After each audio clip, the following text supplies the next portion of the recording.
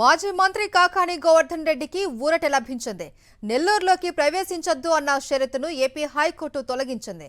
నెల్లూరు జిల్లాలో ఉండొద్దు అన్న పోలీసుల పిటిషన్ను హైకోర్టు డిస్మిస్ చేసింది.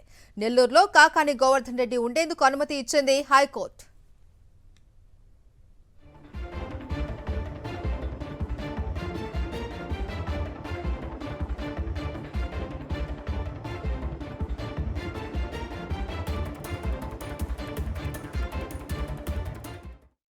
మాజీ మంత్రి కాకాని గోవర్ధన్ రెడ్డికి ఊరట లభించింది. నెల్లూరులోకి ప్రవేశించొద్దు అన్న షరతును ఏపీ హైకోర్టు తొలగించింది. నెల్లూరు జిల్లాలో ఉండొద్దు అన్న పోలీసుల పిటిషన్ను హైకోర్టు డిస్మిస్ చేసింది. నెల్లూరులో కాకాని గోవర్ధన్ రెడ్డి ఉండేందుకు అనుమతి ఇచ్చింది హైకోర్టు.